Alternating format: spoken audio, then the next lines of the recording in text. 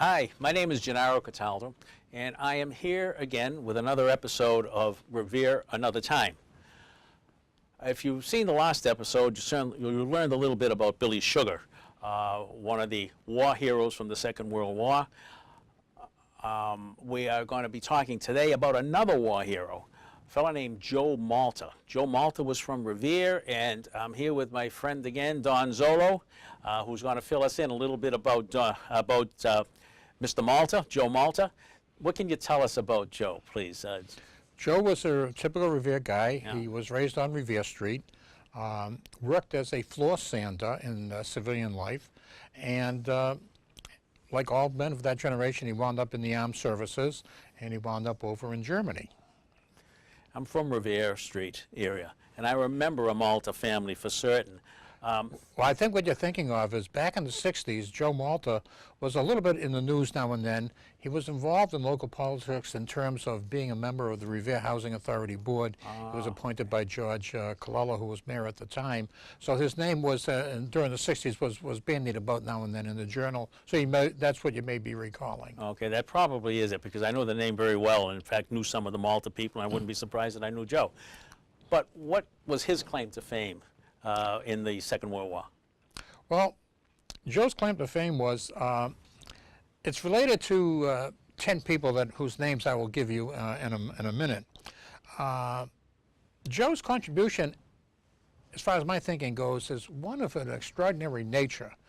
And he had never got any real credit for this here until it was like the 50th anniversary of this particular event that had happened, and he was interviewed by a Los Angeles Times reporter, he was interviewed by a Boston Magazine reporter, and his name began to get a little bit out there.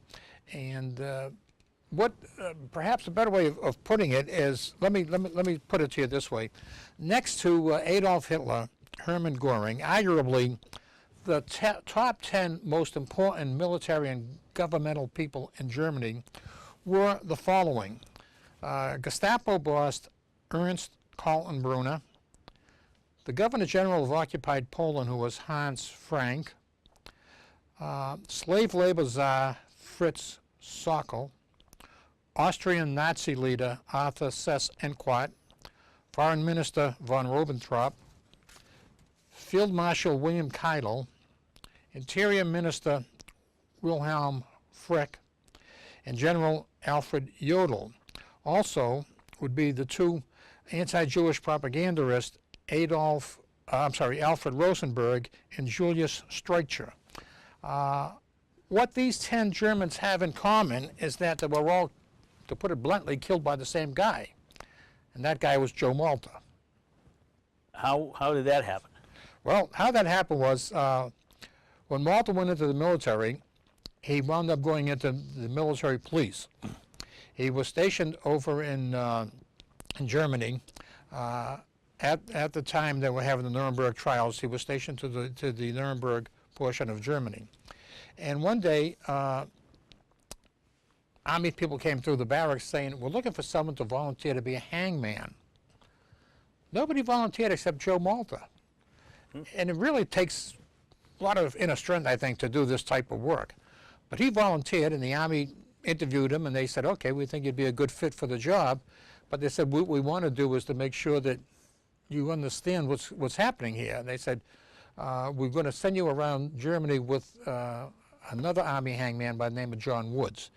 Master Sergeant John Woods at that time was the Army's only official hangman that they had. But he was going to be needed in the Pacific. So he was going to get orders to go to the Pacific. So they needed somebody to take his place in Germany, enter Joe Malta. So the Army sent Malta and Woods on a tour of Holocaust sites, on a tour of the war-torn portions of Germany, so they had a chance to talk with the people and see what these people had done, what the Nazis had done. And that left, I think, a deep impression on Joe Malta. That's my own opinion. But from I knew Joe personally, and he, again, like Billy Sugar, never mentioned this here, never talked about it. Right.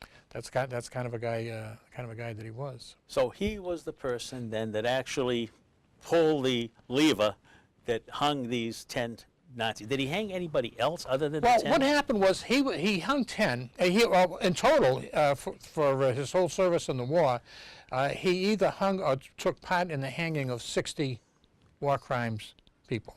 All of these people went to a trial conducted by the Nuremberg trials, and they were all found guilty, and those were the ones that were hung. Now, interestingly, the Army had him meet these people before he hung them. And every morning he would walk through the cell block where they were, and he could have a chance to talk with them. And he was supposed to hang Hermann Göring, who was really like probably the #2 guy in Germany at the time. And what happened with Göring was, Joe found Göring to be a very friendly type of a guy. Göring would joke with him every time he came around, and Göring would say, "Hangman, you're not going to get me." What happened was that statement proved to be rather prophetic, because about 2 hours before he was scheduled to be hung, he had obtained poison from an American lieutenant, they believe, who he had befriended, and he had committed suicide. So he did cheat Joe Malta out of that. Otherwise, on the night of October 16th, 1946, Joe Malta, in the space of about an hour and a half, hung all 10 of these Germans. He personally made the noose for every single one of them. It was not the same noose. He personally tested the ropes. He used to talk about how you would test the ropes as you would put like a 200-pound bag of sand on the bottom of it, and you let it stretch out so that you didn't have any crinks in the rope. And he was criticized. I found the site, a German website, and they said if you look at some of the bodies, and we'll have pictures to show you, if you look at some of the bodies, some of them have bruised faces. And they said that they felt Malta did a sloppy job, because when he dropped them through the trap door, the door swung back and hit them in the face. And that never bothered Joe. As far as he was concerned, he did his job, and he went. And that night there, when he finished, he got a new nickname. They called him Hangman 10. He returned to his barracks, and he said he had a good night's sleep. That's an absolutely fascinating story. A little bit morbid, but it's a fascinating story, Don. And I want to thank you once again for appearing on our program, Revere Another Time. For those of you that are interested to look into a little more of the history of Revere, the Revere Society for Cultural and Historic Preservation, right across from the Immaculate Conception Church, has a great deal of information about the history of Revere, our war heroes, and some of our just normal citizens that have made such a big contribution to this city's history. Thank you so much, Don.